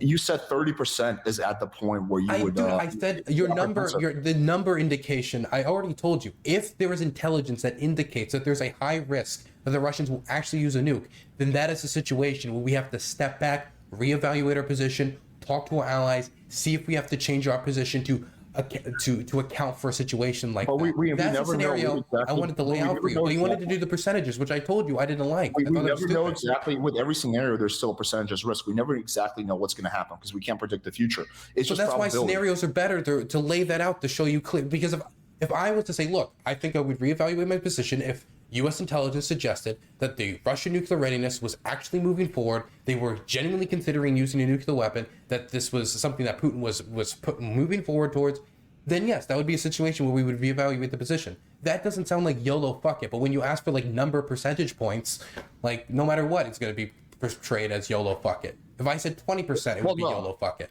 Well, yeah, because 20% is, if you said like 1%, that would not be YOLO fuck it, right? But 20, 30%, yeah, that's a 1 in 5 chance. I mean, okay, here's the situation. So the U.S. intelligence, you're the president, U.S. intelligence comes to you and says, hey, you're like, hey, you're the Wait, president. Alex, Like, hey, you said you cared about homeless people, right? Yeah. Just, I mean, that's not How many my homeless number people do one you have thought. in your home? I care more about like war veterans and stuff, and I've contributed to those charities time and time Oh, you've again. contributed to those charities? Do you counsel them? And are you hosting any homeless veterans? You know how many homeless veterans there are out there? PTSD, on the street, homeless, There's a big schizophrenic. difference. I'm not You can be advocating contributing that, a lot more, man. but I'm not pretending like that. I'm not advocating that this is like the end all be all. I'm not advocating that American citizens risk their life and risk their tax. But no, you want to stop weapons and aid going overseas, helping a valuable cause to redirect it towards that. So you do want to take it away from other stuff and dedicate it to your cause. Why don't you Yes, do I would more? rather take money that we're spending on the war and give it to American people. Yeah, you want to give Abrams tanks to the homeless. Yeah. Dude, this is such a cringe example. I'm not saying we should give Abrams tanks to the homeless, obviously. I'm saying we should take some of that aid package that we're giving to a different country, soldiers, and to contributing specifically to a war, and give it to American people who need the help. There's a lot of people in America who need help. A lot of people are struggling. Okay, so you want to just take the money that we're sending over, not all the military equipment. That military equipment isn't free, right? Like you have to, if we send them We that have to equipment, we have produce to it one day, but a lot of this is old equipment we're not even going to use anymore. right, but we have certain like quotas, and right, and when we send them that aid, we're gonna have to rebuild it, right? It's not just We're like gonna have to restock that stuff anyway. If it's old equipment, we're gonna have to restock it anyway. What do you think we should do with the old equipment instead? Okay, I severely doubt that like all the stuff, or even most of the stuff we're sending, is just old, useless equipment.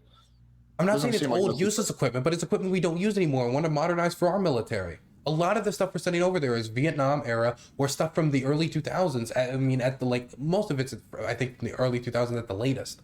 I think maybe the HIMARS missiles are some of the most up-to-date stuff. Right, so we're gonna have to rebuild those HIMARS missiles because we need to have a stockpile. Yeah, of those would be an example of something that we would need to build a stockpile of. That's going to cost money. And those are billions of dollars that I would rather give to American people. Got you. Okay. Well, I think we could do both.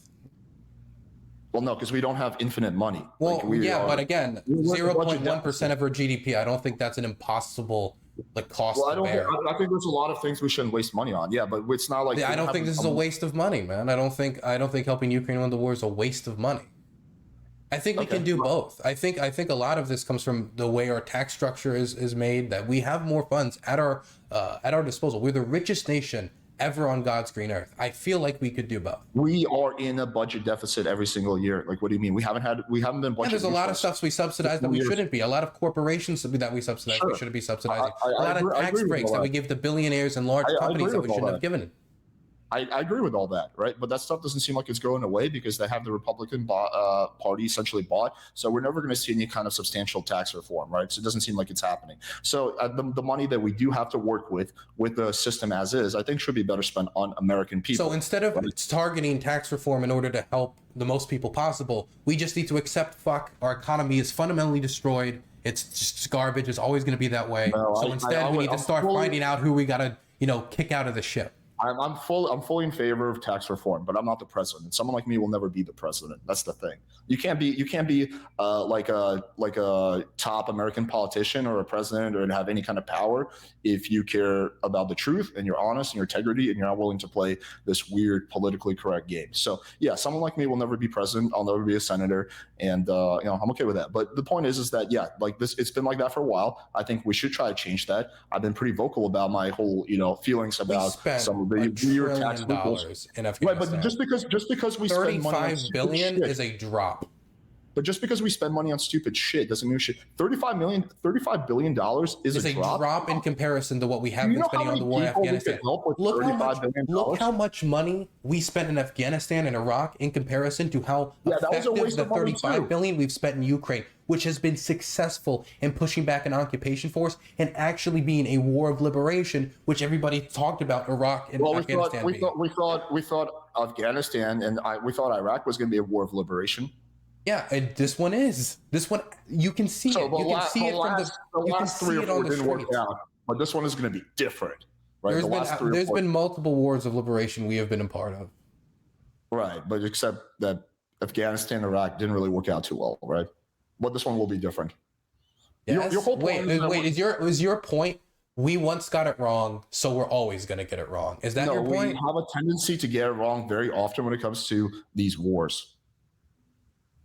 And so because we have got, your point is we've got it wrong before, so we're going to get it wrong again. Yeah. Therefore, don't support Ukraine. Even though all the overwhelming evidence shows the Ukrainian people want to be liberated, they have a standing government that's asking for aid. We're not invading anybody. What we are doing is completely within lines of international law. Everything that we've done in supporting Ukraine is within the bounds of international law. It's legal. The invasion of Iraq wasn't legal. It was an illegal war, war the UN wouldn't endorse. This isn't something you can't compare. These are two completely incomparable situations. The Libyan people also want to be liberated. How did that turn out?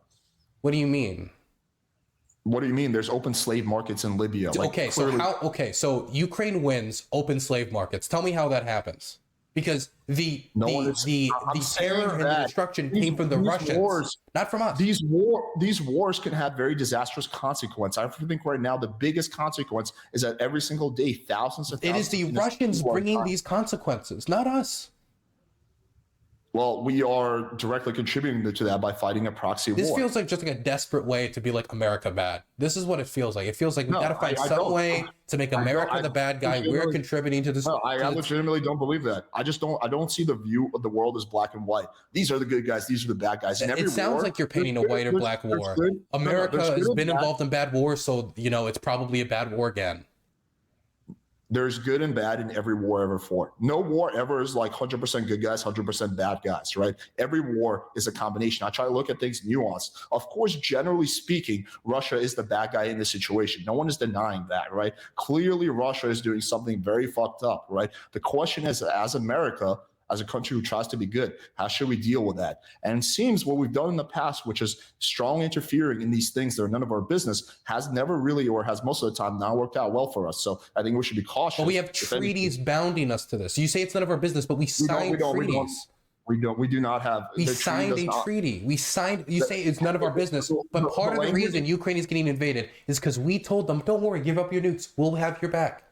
The language is very loose in that treaty. Definitely does not. Whether or not it strongly commits us legally to sending them aid doesn't matter. We still got ourselves involved. We got ourselves involved in denuclearization, which I think is a good thing, by the way. For less countries to have nukes, then there's less possibility we got for nuclear ourselves disasters involved to happen. by financing a coup. No, we didn't. How did we finance a coup? I love this stuff. This is one of my favorite topics. Are you being perfectly purposely abstract, or like you? No, I just think everybody who says that doesn't know what they're talking about. There was a pro-Russia government, right, that Putin was in favor of, and then we spent a lot of money covertly. How much? To basically I don't know how much. $730,000 to the National Endowment of Democracy. Okay. Even if it is $730,000, we still. And what did that do? What did that money do? Tell me what the money did. Interfered in a foreign country. What did the money do? Antagonize things. They asked for the aid, by the way. So I don't know if it's interfering if they asked us for the aid. If they asked us for the money. It overthrew a government. How did we overthrow the government? Because we supported a overthrow. No, we didn't. We specifically said we didn't want them to overthrow the government. In the Victoria Nuland phone call that people talk about all the time to try to show that we overthrew the government, we specifically said that we wanted the Euromaidan protesters to negotiate a deal with the Yanukovych regime, as the Yanukovych regime was murdering protesters and trying to outlaw protesting after going back on their word when it came to the association agreement. We were telling them to accept a deal. So no, we were not encouraging an overthrow. We were doing the opposite. We tried interfering in another country, and it didn't work out exactly how we planned. Exactly my point. What do you mean? Yeah, so they did the opposite of what we wanted. So we didn't organize a coup. We specifically didn't want a coup. So maybe we shouldn't have just given them any money. So will you admit now we didn't organize a coup, that's just not true? I'd have to look into the details of what I'm saying. Everything I'm saying is just based on the assumption. Wait, you need to look into the details of what you're saying. Okay, got you. I need to. Well, no, you don't know what you're talking about. Well, no, you're saying that. Oh, we didn't do this, and it was only $730,000. I would need to fact check you. Okay, but then how much money did we give? Because people will say $5 billion, but that's $5 billion aid to all of the country. That's for border security. That's for human trafficking. That's for a whole host of issues. You want me to give you a very specific detail, but you can't give me a I'm not. I'm asking for anything. You said we gave them money, and then all I asked was, what did we give them? And then you had no clue. You just vaguely knew that we gave something money, and then somehow that turned into a coup. That's the information you had. You didn't look into the specifics. Did we not give them money? We gave money for border security. Wait, okay. Tell me how the money for border security turned into a coup. How did the money for the anti-corruption efforts turn into a coup? How did the money from the NED, which is the big one, the smoking gun, how did that turn into a coup? So really, we did not. We had absolutely no role in this. We did not finance the opposition. We didn't. We specifically wanted no coup. We wanted the exact opposite of the situation. We didn't give them any kind of U.S. intelligence. We didn't share any intelligence with them. Really. What do you mean? We shared intel. How does a sharing intelligence turn into a coup? Well, because if you share intelligence with the opposition, they have an advantage. What intelligence did we give them that led to a coup? How the fuck? No one fucking. I have no idea. You don't know what you're talking about. Everybody who fucking says this doesn't know what you're talking about. Every single time, man. So you're saying we did not give them intelligence, then, right? I don't know what you're talking about. Even. What are you talking about? Did the U.S. government? I'm asking you, what intelligence did we give them? Just tell me the information, because I don't think you even know what you're saying. Bro, I'm not a fucking CIA analyst. I don't know specific information. Then don't say it was a coup if you don't know anything. I'm asking you. That's how political analysts have described it. So that's what I'm going off. Oh, because some people described it that way. You just took it face value and ran with it. Are you going to make the claim that we did not give them any intelligence? Is that your claim? I'm asking you what the intelligence is. I'm just asking you. What do you think? I don't know. What do you think?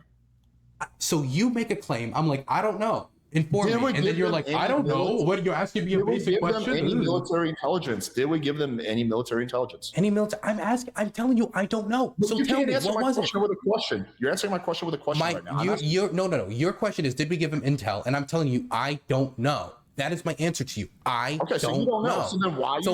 Wait. My follow-up. Wait, because my response to you is, what intel did we give them? And you're like, I don't know. So you don't even know. So neither of us know. So don't bring it up. Just because I can name a specific piece of intelligence. No. What? Okay. Vaguely. Tell me all the information you know about the intelligence. Anything. Tell me anything about the intel. Anything. This is such a crazy thing. So just because I don't know, you don't know anything about the intelligence. You just said intelligence. You just heard. How the fuck would I? I'm not a CIA analyst, and you don't know either. It sounds like. No, you said. Wait. But this is the problem. I don't know. If I told you, if I said. So why are you so strongly disagreeing with me?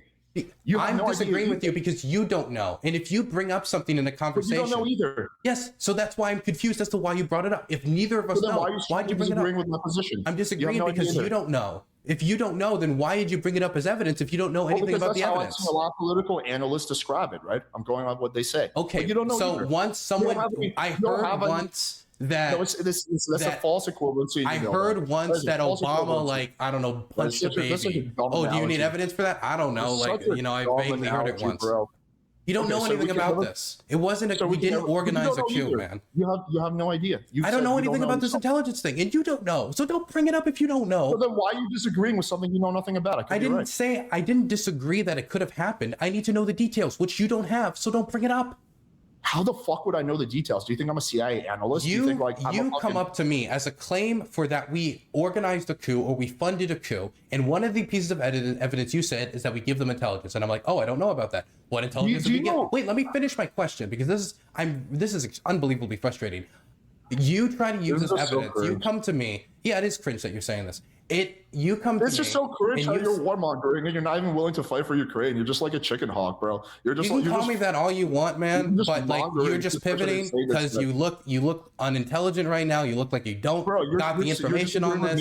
You made a claim you couldn't back up, And now you're like Do making you want me to research it and give you the specific details? Like, if you would like to, sure. Because all you said was that, well, my evidence for this coup is that we gave some intelligence, and I'm like, oh, I don't know about that. What? Tell me about the intelligence. And you're like, well, I don't know anything about the intelligence. Do you see how frustrating that is? I don't know the specifics, bro. Okay, tell me anything about the intelligence. Anything. Okay, well, tell me one piece of information. Just right now. Do you know anything about it? Was it like a pop quiz? I don't know off the top of my head. Something that happened 12 years ago. The specifics of something that happened 12 years ago. Just because I don't know the specifics doesn't mean it's not true. We give so many different countries intelligence for any number of million reasons. That's why I need to know about the intelligence for it to be evidence of a coup. Like, what if it was like a terror attack or they were about to be murdered or something? So we told them in advance, like, hey, yo, there's somebody about to plant a bomb to kill you. So please know that don't go into that building. It could be any number of things. Okay, so are you saying that's what the case is, or just saying that's hypothetical? I'm saying we don't have any idea. And you brought up this information, so I'm asking you to provide the information about it, but you don't have any of the information. Well, I'm about to pull it up if you just like chill out. Okay, then let's see the intelligence. Okay, hold up. Hey, Ira, thanks for the raid.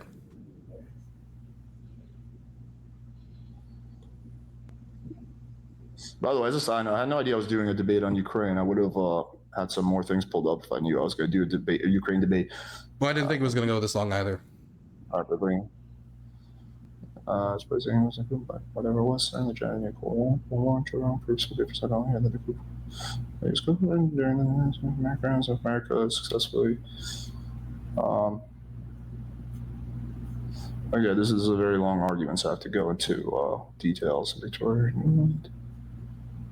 Oh, the Victoria Nuland phone call. I listened to the Victoria Nuland phone call. Still doesn't matter if I less correct. So fuck you. It's just for you sit behind a computer and do a debate. It's ridiculous. Became the second work of evidence has been accrued. Nothing on Democratic Revolution was 26 between 84 and Can you just send me the article so I can look at it by chance? Investigating Western Revolution instead of a coup. Yeah, this is like one of the many articles I'm reading, but sure. Okay. We could just do this another time, by the way. It's like 10:20. It's like, what time is it? Wait, 1 second. It's like 5:23, and I gotta like work at some point. Yeah, I mean, we can do it again. I mean, honestly, this is like not a debate I'm interested at all. Like, my position is literally like, let's not play with nuclear Armageddon. Your position is like, I don't think it's likely to happen.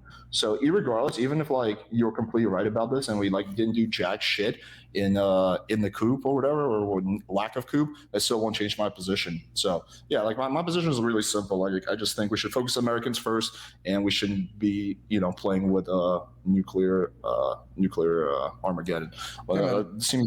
Hey man, like if you ever want to do that like housing project with the homeless, I got your back, okay? I'll make you into a second Jimmy. We can make you into a second Jimmy Carter, okay? You can build all the houses for humanity.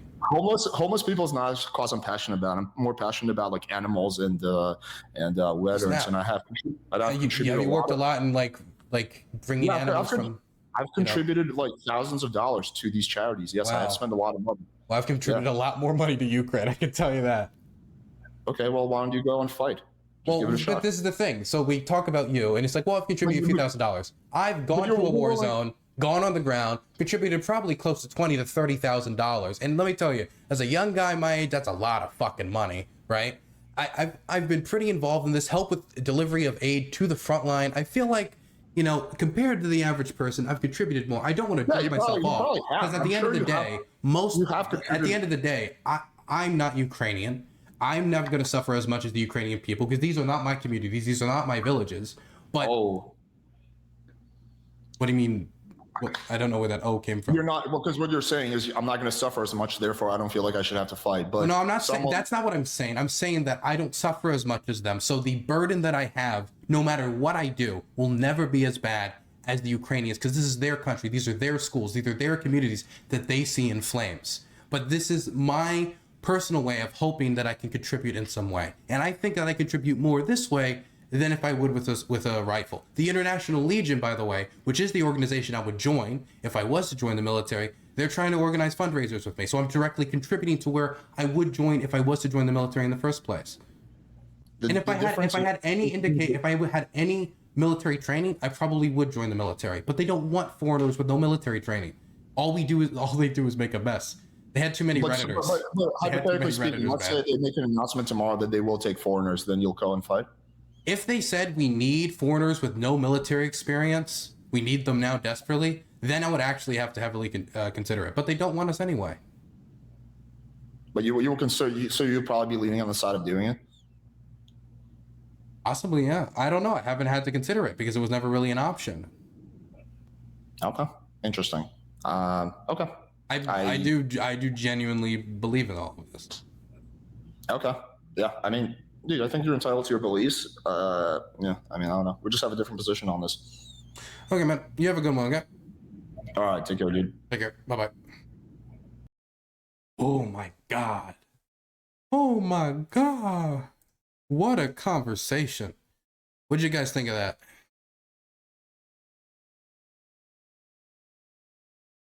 How did I do? How did I do, guys? I can't believe he has not broken any animals out of scientific testing facilities. I really hate having to defend like I'm doing enough because I don't like highlighting the work that I'm doing. I don't highlight the money that I've donated. I don't like highlighting that shit. But then when it's brought into question, you know, obviously anyone would get defensive.